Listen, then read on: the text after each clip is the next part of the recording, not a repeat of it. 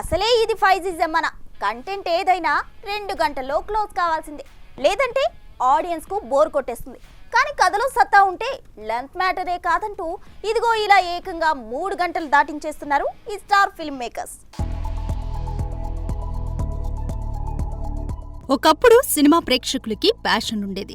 Length ఎంతైనా ఓపికగా చూసేవాళ్లు. అలా దానవేర సూరకర్ణ, లవకుశ, పాతాళ భైరవి, మిస్సమ్మ, అల్లూరి సీతారామరాజు వంటి సినిమాలు 3 గంటల కంటే ఎక్కువగా ఉన్న కల్ట్ క్లాసిక్స్ గా నిలిచిపోయాయి. ఇక బాలీవుడ్ లో అయితే ఏకంగా 4 గంటల 15 నిమిషాలతో వచ్చిన సినిమా మేరా నామ్ జోకర్.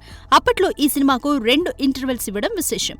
ఇక కార్గిల్ బ్యాక్ డ్రాప్ లో వచ్చిన ఎల్ఓసి కార్గిల్ కూడా 4 గంటలు దాటిన సంగతి తెలిసిందే. ఇక ఆమిర్ ఖాన్ నటించిన లగాన్ 3 గంటల 44 నిమిషాలతో వచ్చి ఆడియన్స్ మనస్సుల్ని కొల్లగొట్టింది కూడా.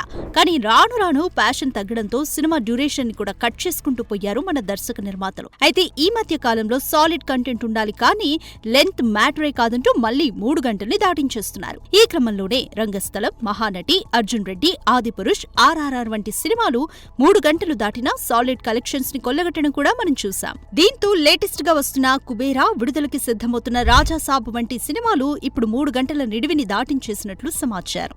అయితే సినిమాలో మ్యాటర్ ఉంటే ఓకే, లేకుంటే మాత్రం ఆడియన్స్ చేతుకున్న వాచ్ ని చూసుకోవాల్సిన పరిస్థితి.